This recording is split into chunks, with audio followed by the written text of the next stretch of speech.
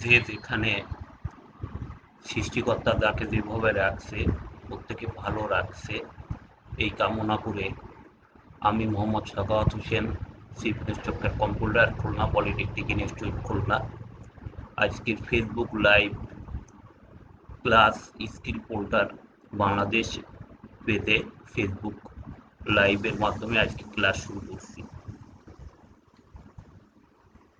আজকের subject data structure and algorithm. তোমরা প্রত্যেকেই জানো আজকে 6 লেকচার স্ট্যাক অধ্যায়ের অর্থাৎ চ্যাপ্টার 5 স্ট্যাক সম্পর্কে আজকে ক্লাসটা নিব এবং আজকে এটি আমার 6 লেকচার। আমরা শুরুতেই জানি ডাটা স্ট্রাকচার দুই টাইপের, একটা লিনিয়ার ডাটা স্ট্রাকচার এবং non linear data structure. Linear data স্ট্রাকচারকে আবার আমরা 3 ভাগে ভাগ করছিলাম, অ্যারে, কিউ এবং স্ট্যাক। আজকে আমি তোমাদের স্ট্যাক অধ্যায় সম্পর্কে আলোচনা করব। আমাদের প্রথম প্রশ্ন, স্ট্যাক কি? স্ট্যাককে আমরা বলতে পারি প্রকার লিফো ডাটা স্ট্রাকচার। লিফো বলতে কি বোঝায়? লাস্ট ইন ফার্স্ট আউট, অর্থাৎ যে ডাটাটি আমি শেষে ইনপুট দিব বা ইনসার্ট করব সেই ডাটাটি ফার্স্টে আউট হবে। অর্থাৎ পপ করার ক্ষেত্রে আমরা প্রথম ডাটা, ওই লাস্ট ডাটাটাই আমরা শুরুতেই পাব। অর্থাৎ যে ডাটাটি সর্বশেষে প্রবেশ করবে সেটাই ফার্স্টে আউট হবে, আর যে ডাটাটি আমি প্রথমে দেব সেটা লাস্টে আউট হবে। সেই জন্য আমরা লিখছি a stack is called a last in first out LIFO collection. This means that the last thing we added first is the first thing that gets pulled or popped off. অর্থাৎ যে ডাটাটি আমরা লাস্টে দিচ্ছি সেই ডাটাটি আমরা ফার্স্টে আউট করছি, আর যে ডাটাটি আমি ফার্স্টে দিব সেটা লাস্টে আউট হবে। A stack is a sequence of items that are accessible at only one end of the sequence. আমি বলে রাখি, স্ট্যাক হচ্ছে একটা একমুখ খোলা নলের মতো। এটা অর্থাৎ আমি যে ডাটাটি দিচ্ছি সেই ডাটাটি ওই নলের তলে একেবারে তলে অবস্থান করবে এবং উপরের ডাটাটি এবং লাস্ট যে ডাটাটি আমরা ইনসার্ট করব সেই ডাটাটি একেবারে উপরে থাকবে। ফলে আমি যে ডাটাগুলো আমরা ইউজ করব সেটা লাস্ট ডাটা থেকে বের করে তোমার প্রথম ডাটাটি বের করতে হবে, এবং এটার ডাটা ইনসার্ট এবং ডাটা ডিলিট যাই করো না কেন সেটা মাত্র একটাই মাত্র পথ থাকবে। এই জন্য বলা হচ্ছে যে that are accessible at only one end of the sequence, অর্থাৎ একটি মাত্র পথ দিয়ে তুমি ডাটা অ্যাক্সেস করতে পারবা। আমরা উদাহরণগুলো দেখালে তোমাদের কাছে ক্লিয়ার হবে। যেমন তোমরা এখানে দেখতে পারছো যে এখানে একটা বইয়ের তাক আছে, এখানে একটা প্লেটের তাক আছে। এখন তুমি যদি এইটাকে যদি একমুখ খোলা একটা নল যদি ধরে নাও, তাহলে এই যে অর্থাৎ এই তাকটা যদি একমুখ খোলা থাকে, তাহলে তুমি দেখো লাস্ট বইটা তুমি ইনসার্ট করতে গেলে তোমার প্রথমেই দিচ্ছে এবং সেটা আর আর সেটা প্রথমে থাকছে লাস্ট বইটা, এবং প্রথম বইটা দেখো আস্তে আস্তে তলে চলে যাচ্ছে। এখন তুমি যদি এখান থেকে প্রথম বইটা, যে বইটা তুমি প্রথমে রাখছো সেইটাকে যদি তুমি পেতে চাও, তাহলে তোমার কি করতে হবে? লাস্ট বইটা এক একটা করে বই সরিয়ে তারপরে তোমার প্রথম বইটা তোমার নিতে হবে। এবং খেয়াল করে দেখো, তুমি লাস্টে এই যে বইটা রাখছো এই বইটাই তোমার ফার্স্টে তোমার আগে আগে পপ করে নিতে হবে, অর্থাৎ তোমার আগে এই ডাটা এই বইটা আগে সরিয়ে নিতে হবে। একইভাবে দেখো, তুমি যদি এইখানে প্লেটে তাক অনুযায়ী প্লেটে রাখছো, অর্থাৎ তোমার যদি এই প্রথম প্লেটটা যদি তুমি পেতে চাও তাহলে প্রতিটা প্লেট আগে সরিয়ে নিয়ে তোমার প্রথম প্লেটটি আনতে হবে। আবার যদি একইভাবে আমি যদি বলি লাস্ট প্লেটটাই তুমি প্রথমেই তুলতে পারবা। এটা হচ্ছে স্ট্যাক ডাটা স্ট্রাকচারের প্রধান এবং একমাত্র বৈশিষ্ট্য।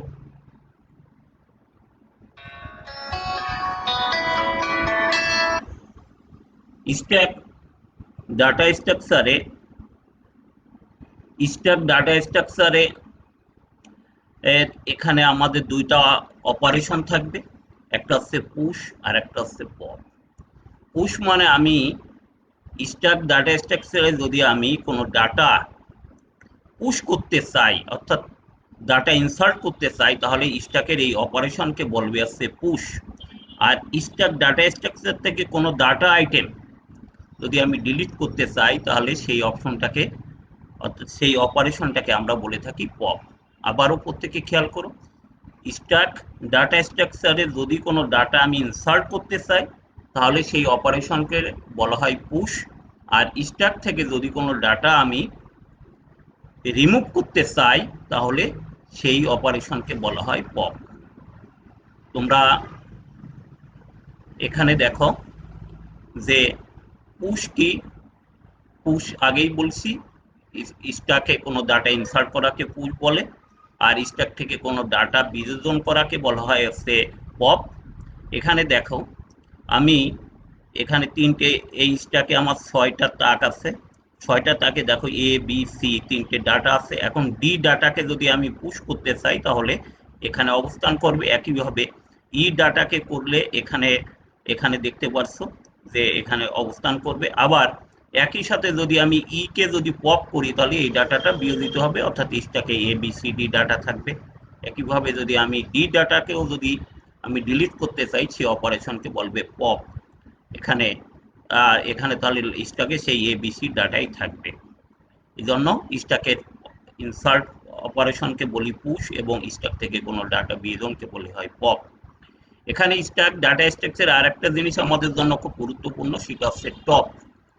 টপটা কি? টপ আমরা প্রত্যেকেই জানি, টপ এবং বটম।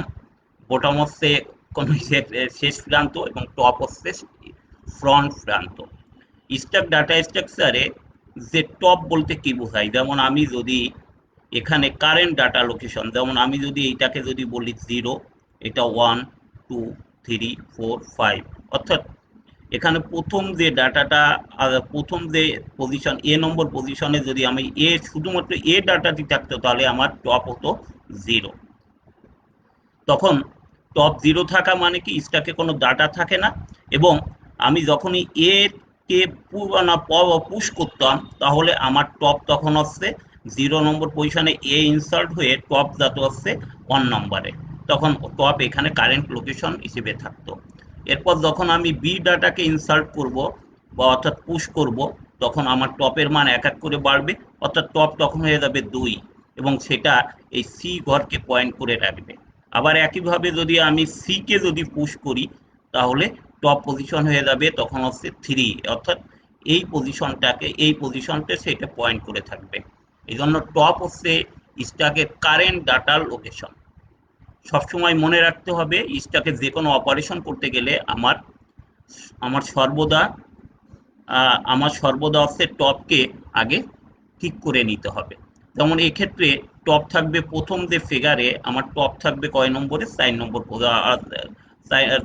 0 1 1 2 3 পজিশনে আমার থাকবে। অর্থাৎ এখন যদি আমি ডি কে পুশ করি, তাহলে এই ডি আছে টপের যে 3 নম্বর পজিশন, সেইখানে ডি ইনসার্ট হবে, এবং টপ তখন এখানে 4 নম্বর পজিশনকে পয়েন্ট করে রাখবে। একইভাবে যখন ই কে পুশ করব, তখন সে 4 নম্বরে ইটা পুশ হবে, এবং টপ তখন 1 বেড়ে যাবে, এবং টপ তখন হবে 5, এবং এটাই সর্বোচ্চ সীমানা টপে। স্ট্যাকে আরো দুটো অপারেশন আমাদেরকে মনে রাখতে হবে, একটা হচ্ছে আন্ডারফ্লো আর একটা হচ্ছে ওভারফ্লো। যদিও আগের লেকচারগুলোতেও আমরা আলোচনা করছি। আন্ডারফ্লোটা কি? আন্ডারফ্লো হচ্ছে যদি কোনো ডাটা স্ট্রাকচারে আমি কোনো ডাটা বিয়োজন করি, কিন্তু আমার ওই ডাটা স্ট্রাকচারে যদি কোনো ডাটা না থাকে, তাহলে সেই অবস্থাকে আমরা বলি আন্ডারফ্লো। স্ট্যাকেও ঠিক এরকম আন্ডারফ্লো এবং ওভারফ্লো অপারেশন থাকবে। স্ট্যাকে আন্ডারফ্লো বলতে আমরা বোঝাই, স্ট্যাক থেকে স্ট্যাক ডাটা স্ট্রাকচারে কোনো ডাটা যদি আমি ডিলিট করতে চাই, কিন্তু স্ট্যাকে কোনো ডাটা যদি না থাকে, অর্থাৎ স্ট্যাকটা যদি এমটি থাকে, সে অবস্থায় আমার ডাটা ডিলিট করাকে আমি বলবো আন্ডারফ্লো। আর একইভাবে ওভারফ্লোটা কি? আমার একটু আগে যে ফিগারে দেখলে আমি স্ট্যাকে সর্বোচ্চ 6টি ডাটা রাখতে পারি। এখন আমার স্ট্যাকে ধরে নাও 6টি ডাটাই আছে। এখন আমি যদি নতুন করে ডাটা যদি ইনসার্ট করতে চাই অর্থাৎ পুশ করতে চাই, তাহলে আমি ওখানে আর কোনো ডাটা পুশ করতে পারবো না বা ইনসার্ট করতে পারবো না। তখন সেই সিচুয়েশনকে বলা হয় ওভারফ্লো। অর্থাৎ আমার যদি স্ট্যাকে যদি স্ট্যাক পরিপূর্ণ যদি থাকে এবং সেক্ষেত্রে আমি যদি কোনো ডাটা ওখানে ইনসার্ট করতে চাই বা পুশ করতে চাই, তখন সেই সিচুয়েশনকে বলা হয় ওভারফ্লো। তাহলে আমরা এখন স্ট্যাকের পুশ এবং পপ অপারেশনটা দেখা যাক। ধরে নাও আমার স্ট্যাকে এখানে এ বি সি 3টে ডাটা আছে, তাহলে আমার এখন টপ হবে কোথায়? টপ হবে 0 1 2, আমার 3 নম্বর পজিশনে টপ থাকবে। অর্থাৎ আমি এখন যদি ডি কে যদি পুশ করতে চাই, তাহলে আমার ডিটা এখানে ইনসার্ট হবে। এটা জাস্ট গ্রাফিক্যালি আমি তোমাদেরকে দেখানোর চেষ্টা করছি। এখন তাহলে আমার অ্যালগোরিদমটা নিয়ে আমরা একটু আলোচনা করি। ইনসার্ট আনসন আমি অ্যালগোরিদমের নাম দিছি এবং সেখানে প্যারামিটার হিসেবে এটাকে রাখছি, অর্থাৎ স্ট্যাকটাকে যদি একটা অ্যারে ধরে নাও, তাহলে এটা অ্যারে হিসেবে কাজ করবে। টপ অর্থাৎ টপটা হচ্ছে কি? টপ হচ্ছে স্ট্যাকের যে কারেন্ট লোকেশন, ডাটার কারেন্ট লোকেশন। আমি যে আইটেম ডাটাকে পুশ করব সেটা আইটেম হিসেবে এখানে আছে। এবং ম্যাক্সটা হচ্ছে স্ট্যাকের সর্বোচ্চ লিমিট। স্ট্যাকের সর্বোচ্চ লিমিট অর্থাৎ টপের সর্বোচ্চ লিমিট থাকবে, ম্যাক্স হিসেবে থাকবে। যদি আমি এখানে যদি দেখি, তাহলে এখানে আমার হচ্ছে ম্যাক্সের পজিশন, ম্যাক্সের সর্বোচ্চ মান থাকবে 1 2 3 4 5। সেই জন্য আমরা এখানে প্রথম স্টেপে আমি লিখছি if top equal to max. Max অর্থাৎ টপের মান যদি ম্যাক্স হয়, তাহলে আমরা জানি যে এখানে স্ট্যাকটা পরিপূর্ণ, অর্থাৎ স্ট্যাকে কোনো ডাটা আইটেম খালি নাই। তাহলে সেই সিচুয়েশনকে আমরা বলবো ওভারফ্লো। আমরা সেটাই লিখছি, যদি টপ ইকুয়াল টু ম্যাক্স হয় দেন প্রিন্ট স্ট্যাক ওভারফ্লো, এবং সেক্ষেত্রে আমি কোনো পুশ অপারেশন করতে পারবো না, অর্থাৎ ডাটাটা এক্সিট হয়ে যাবে। যদি না হয়, তাহলে আমি স্ট্যাকে কোনো ডাটা পুশ করতে পারবো। সেক্ষেত্রে টপ ইকুয়াল টু, আমরা টপের মান আগেই জানি যে টপ এখানে যেমন 0 1 2 পজিশনে টপ আছে। যদি আমি এখানে ডি কে ইনসার্ট করতে চাই, তাহলে টপের মান আগে বাড়িয়ে নিতে হবে। সেই জন্য top equal to top plus 1 বাড়িয়ে নিয়ে সেক্ষেত্রে আমি এ টপ অর্থাৎ এ টপের পজিশন হচ্ছে A3 পজিশনে, তখন আমি এই টপ আইটেমটাকে আমি এখানে ইনসার্ট করতে পারবো। সেই জন্য লিখছি টপের মান আগে বাড়াই নিব, এরপর এ টপে আমি আইটেমটা ইনসার্ট করতে পারবো এবং আমি এই পুশ অপারেশনে এখানে শেষ করব। তাহলে প্রত্যেকেই বুঝতে পারছো যে আমার পুশ অপারেশনে আমার দুইটা জিনিস সবসময় খেয়াল রাখতে হবে। একটা হচ্ছে টপটা ম্যাক্স কিনা, অর্থাৎ স্ট্যাকের সর্বোচ্চ মানটা যদি হয়, তাহলে সেক্ষেত্রে এটা পরীক্ষা করতে হবে। তারপর টপের মান আমার আমার টপের মান 1 বাড়িয়ে আমার ডাটাকে ইনসার্ট করতে হবে, যেমন এ টপ ইকুয়াল টু আইটেম আছে, এবং তারপরে আমার অপারেশন শেষ হবে। নেক্সট আমরা পপ অপারেশন করব। আমি এখানে উদাহরণ হিসেবে দেখিয়েছি, যেমন এখানে আমার 4টে ডাটা আছে স্ট্যাকে। আমি যদি এখন পপ করি এটাকে, তাহলে এরপরে 3টা ডাটা থাকবে। এইভাবে পপ যদি করতে থাকি একইভাবে, তাহলে লাস্টে স্ট্যাকটা আমরা খালি পাবো। যাই হোক, ডিলিশনের ক্ষেত্রেও আমাদের প্যারামিটার, আমরা এটা নাম দিছি পপ অপারেশনের ডিলিশন। অর্থাৎ এটা হচ্ছে আমার যে অ্যারেটা আমি হিসেব করছি, অর্থাৎ স্ট্যাকটাকে হিসেব করছি এ হিসেবে। তারপরে টপ হচ্ছে স্ট্যাকের কারেন্ট পজিশন এবং আইটেম যে ডাটাটি আমি ইনসার্ট করব। আগের পুশ অপারেশনে আমরা পরীক্ষা করছি টপটা ম্যাক্স কিনা, অর্থাৎ টপটা যদি ম্যাক্স থাকে তার মানে কি স্ট্যাক পরিপূর্ণ ছিল। এখানে তার উল্টোটা আমার দেখতে হবে টপটা 0 কিনা। যেমন আমি যদি স্ট্যাকটা ব্ল্যাঙ্ক থাকে অর্থাৎ এমটি থাকে, তাহলে আমি কোনো পপ করতে পারবো না। সেই জন্য এক্ষেত্রে যেমন আছে টপের মান এখানে আছে কত? 0। 0 মানে 0 বা নাল, তাহলে এক্ষেত্রে কোনো ডাটা নাই। সেই সিচুয়েশনকে আমরা বলি আন্ডারফ্লো। তাহলে আমার পপ অপারেশনের ক্ষেত্রে আমার এই দুইটা জিনিস আগে দেখতে হবে যে আছে যে টপটা জিরো কিনা। যদি টপটা জিরো থাকে তার মানে স্ট্যাকটা আন্ডারফ্লো এবং আমার অ্যালগোরিদম থেকে এক্সিট হয়ে যাবে। যদি না হয় তাহলে অবশ্যই স্ট্যাকের ডাটা আছে, সেক্ষেত্রে আমরা আইটেমটাকে অর্থাৎ এ আইটেমের মধ্যে সেই ডাটাটাকে আগে আমরা নিয়ে রাখবো যাতে এই ডাটাটি হারিয়ে না যায়। এরপর যেহেতু ডাটা বিয়োজন হচ্ছে অতএব টপের মান 1 কমে যাবে, সেই জন্য top equal to top minus 1 এবং এরপর আমরা অ্যালগোরিদম থেকে বিদায় নিব।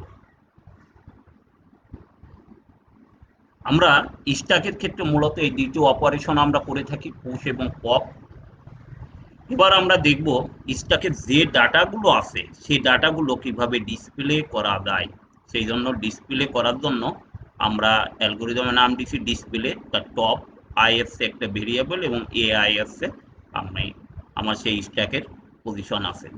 যেমন তুমি এখানে দেখো টপটা এই পজিশনে আছে, অর্থাৎ ই নম্বর ডাটার পজিশনে টপ আছে। তারপরও ডিসপ্লে করার ক্ষেত্রে আমরা দেখে নেব স্ট্যাকটা এমটি কিনা। সেই জন্য আমি টপ ইকুয়াল টু জিরো যদি পরীক্ষা করে দেখব, সেটা যদি টপ জিরো থাকে তাহলে স্ট্যাকটা এমটি এবং আমরা সেক্ষেত্রে এটাকে এক্সিট করব। যদি না হয় তাহলে আই অর্থাৎ একটা লুপ আমরা নিব, সেই লুপের I equal to top to zero, অর্থাৎ এখানে টপ টু জিরো অর্থাৎ টপের মান যদি এখান থেকে এই জিরো পর্যন্ত আমরা এই লুপটা চালাবো। এখানে ল্যাঙ্গুয়েজের ক্ষেত্রে অনেকে লেখো যে টপ ডাউন টু জিরো, যাই হোক এখানে অ্যালগোরিদমের ভাষায় আমি লিখছি টপ টু জিরো। এখানে টপ ডাউন টু জিরো লিখলে ভালো হতো, যাই হোক এটা ভুল হয়েছে।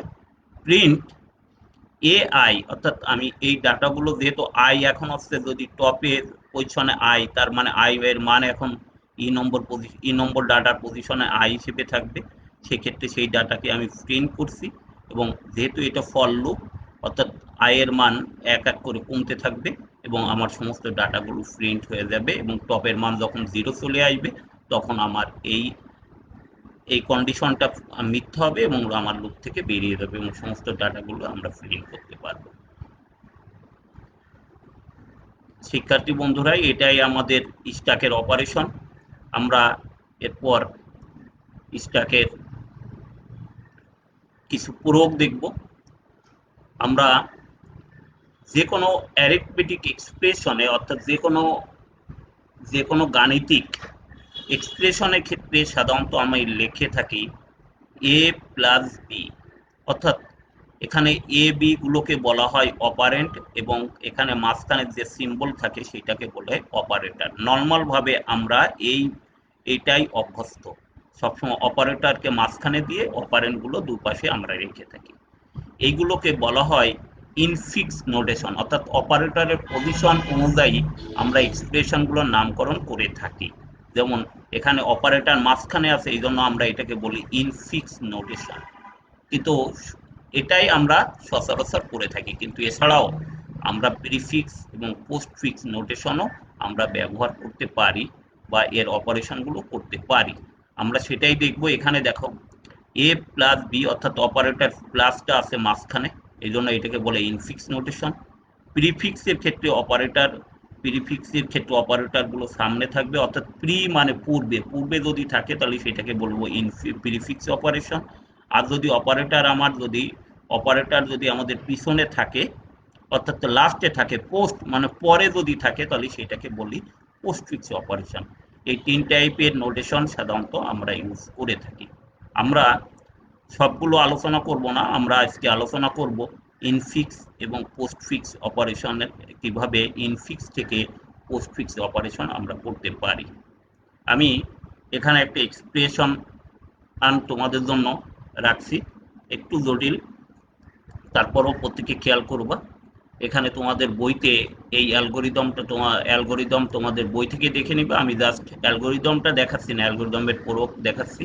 এখানে আমরা কিউ নামে একটা এক্সপ্রেশন রাখছি, সেখানে এক্সপ্রেশনগুলো এ, তারপরে plus first bracket B star C minus D divided E, তারপরে পয়েন্ট অর্থাৎ point F into G into AC, এই এক্সপ্রেশনগুলোকে আমি একটা নাম্বারিং করেছি 1 থেকে অর্থাৎ 20 পর্যন্ত। আমাদের ইনিশিয়ালি আমরা স্ট্যাকে ফার্স্ট প্যারেন্থাসটাকে আমরা নিয়ে নিব এবং পোস্টফিক্স পজিশন আমরা এরপরে এক একটা করে সিম্বলকে আমি স্ক্যান করব এবং সেভাবে আমি অপারেশনগুলো দেখব। আমার 1 নম্বরে আছে এ, এটা যদি সরাসরি যদি কোনো অপারেন্ট থাকে তাহলে সেটা সরাসরি পোস্টফিক্সে চলে যাবে। যেমন আমার 1 নম্বরে আছে এ, সেই এ যেহেতু এতে অপারেন্ট, অতএব সে অপারেন্ট, এটা আমার চলে যাবে পোস্টফিক্সে অপারেশন। এরপর আছে অপারেটর প্লাস, যেমন 2 নম্বরে আছে দেখো অপারেটর আর প্লাস, তাহলে প্লাস অপারেটর হলে সেটা সরাসরি স্ট্যাকে পুশ হবে। সেই জন্য দেখো স্ট্যাকে আগে আছে ফার্স্ট প্যারেন্থাস, এরপরে অপারেটর আছে প্লাস, সে প্লাসটা আমার স্ট্যাকে যাচ্ছে এবং পোস্টফিক্স অপারেশনে আগে যে ছিল সেখানে এই থেকে যাবে। 3 নম্বর সিম্বলে আবার দেখো ফার্স্ট প্যারেন্থাস আছে, তাহলে যেহেতু এটা অপারেটর অতএব এটা স্ট্যাকে সরাসরি যুক্ত হবে এবং স্ট্যাকে যুক্ত হয়েছে, স্ট্যাকের পজিশন এখন এই অবস্থানে এবং পোস্টফিক্সে যা আছে তাই।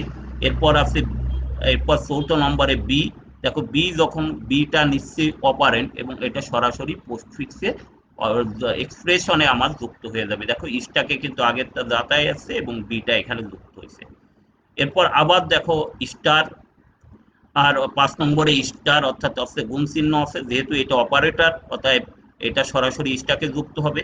এরপর সি আছে, সিটা অপারেন্ট থাকাতে এটা সরাসরি স্টাকে পোস্টফিক্স এক্সপ্রেশনে পোস্ট হচ্ছে, পুশ হচ্ছে। এরপর মাইনাস, এটা যেহেতু দেখো এটা যেহেতু অপারেটর, এই মাইনাস অপারেটর হওয়ার জন্য আমার এখানে দেখো স্ট্যাকের সর্বশেষ ডাটা হিসেবে স্টার আছে অর্থাৎ গুণ আছে। তোমরা প্রত্যেকেই জানো গুণের প্রায়োরিটি আগে থাকে, প্রায়োরিটি বেশি।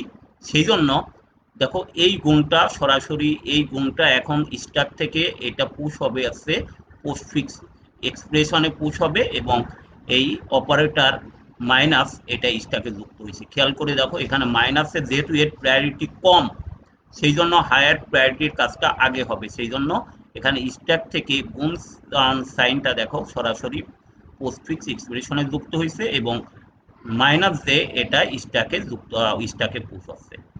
এরপর আবার ফার্স্ট প্যারান্থাস, এই জন্য সরাসরি এটা স্ট্যাকে যুক্ত হচ্ছে যেহেতু এটা অপারেটর।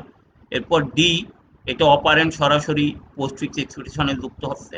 এরপর দেখো ডিভাইডেড, ডিভাইডেড থাকা যেহেতু এটা অপারেটর অতএব এটা স্ট্যাকে পুশ হচ্ছে এবং ইসের পজিশনে যা আছে তাই থেকে যাচ্ছে।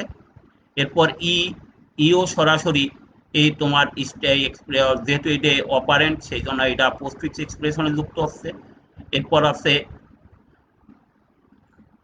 এরপর দেখো এটা নিশ্চয়ই এটা এটা অপারেটর হওয়ার জন্য এটা সরাসরি স্ট্যাকে যুক্ত হচ্ছে। এরপর আর এফ, এফ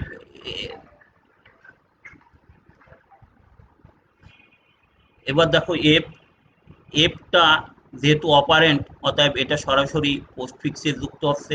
এরপর যখন হচ্ছে ব্র্যাকেট ফার্স্ট প্যারান্থাস ক্লোজ, ক্লোজ হইলে কি হবে, ক্লোজ হইলে স্ট্যাক থেকে তোমার অপারেটর গুলো পপ পপ করা হবে এবং সেই পপ হিসেবে তোমার এটা সরাসরি পোস্টফিক্স এক্সপ্রেশনে পুশ হবে। যেমন দেখো এটা থাকার জন্য এখানে দেখো প্রথম লাস্ট অপারেটর আছে হ্যাশ সাইন, সেটা এখানে যুক্ত হচ্ছে অর্থাৎ পয়েন্টার সাইন এটা এখানে যুক্ত হচ্ছে এবং এর পরে আছে ডিভাইডেড, সেটা এখানে যুক্ত হবে এবং স্ট্যাকে তাহলে এখন থাকবে এই অবস্থানটা থাকবে।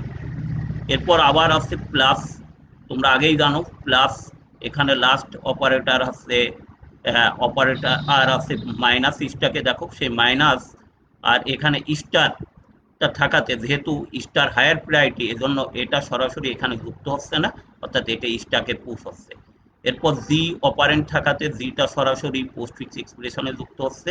আবার যখন আবার দেখো 17 নম্বরে সিম্বল স্ক্যান করতে আসছে ফার্স্ট প্যারান্থাস ক্লোজ, তার মানে আমার স্ট্যাক থেকে এর আর তার অপারেটর সমূহ পপ হয়ে পোস্টফিক্স এক্সপ্রেশনে যুক্ত হবে, এই জন্য এখানে দেখো স্টার সাইন এবং মাইনাস এগুলো যুক্ত হচ্ছে যতক্ষণ পর্যন্ত না ফার্স্ট প্যারান্থাস না হয়। এরপর আবার এখানে এখন স্টাকে আছে আমার হচ্ছে ফার্স্ট ব্রাঞ্চ আছে এবং প্লাস অপারেটর। এরপর আর 18 নম্বরে যখন আমি সিম্বল অর্থাৎ অপারেটর স্ক্যান করছি তখন অপারেটর সরাসরি এখানে যুক্ত হচ্ছে। খেয়াল করো এই এখানে এই অপারেটরটি আগের অপারেটর ছিল, আগের সিম্বল আছে দেখো প্লাস, প্লাসের চেয়ে এটা হায়ার প্রায়োরিটির জন্য এখানে সরাসরি বসে গেছে। কিন্তু এইটার পার্থক্য খেয়াল করে দেখবা, আমার এখানে যখন মাইনাস ছিল মাইনাস অপারেটর এখানে সরাসরি যুক্ত হয়নি, কারণ হায়ার প্রায়োরিটির পরে কখনোই লোয়ার প্রায়োরিটি যুক্ত হতে পারে না। সেজন্য এখানে হায়ার প্রায়োরিটিটা আমরা আগে স্ট্যাক থেকে পপ করে পোস্টফিক্স এক্সপ্রেশনে পুশ করেছি এবং লোয়ার প্রায়োরিটি এখানে বসিয়েছি। কিন্তু এখানে কিন্তু তা না, এখানে দেখো স্ট্যাকে আছে প্লাস, প্লাসের চেয়ে এটা হায়ার প্রায়োরিটি, তার মানে লোয়ার প্রায়োরিটির পরে হায়ার প্রায়োরিটি বুঝতে পারে। এরপর সিম্বল দেখো এইচ, এইচটা সরাসরি যুক্ত হচ্ছে পোস্টফিক্স এক্সপ্রেশনে যেহেতু এটা অপারেন্ট। আবার যখন ফার্স্ট ব্রাঞ্চাস ক্লোজ আমরা পাবো তার মানে আমার স্ট্যাক থেকে এটা এক একটা করে আমার হচ্ছে পপ করে পোস্টফিক্স এক্সপ্রেশনে যুক্ত হচ্ছে, সেইটাই দেখো এখানে যুক্ত হয়েছে। প্রথম লাস্ট পিছে আছে স্টার এবং তারপরে প্লাস, এগুলো যুক্ত হয়েছে এবং স্ট্যাক পরিশেষে পাবো আমরা খালি। যাই হোক, আমি তোমাদের এটার অ্যালগোরিদম তোমাদের বইতে ডিটেলস আছে, আমি জাস্ট তোমাদের এখানে দেখানোর চেষ্টা করছি কিভাবে ইনফিক্স অপারেশন থেকে পোস্টফিক্স অপারেশন হয়ে থাকে।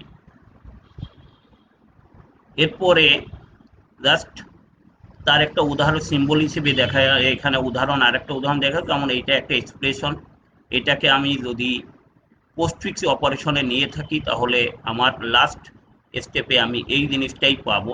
তাহলে এখানে তোমার তিনটে সিম্বল আছে, অর্থাৎ তিনটে অপারেটর আছে 2 4 1, সেটা আমি এভাবে যেহেতু 2 ফার্স্ট আছে এই জন্য 2 আছে একেবারে নিচেই যাবে স্ট্যাকের ক্ষেত্রে 2 4 1। এরপরে যখন আমার মাইনাস অপারেটর আসতেছে সেই জন্য প্রথম দুটো আমার পপ করে সেই দুটো অপারেশন 3 এবং সেটা স্ট্যাকে পুশ হচ্ছে।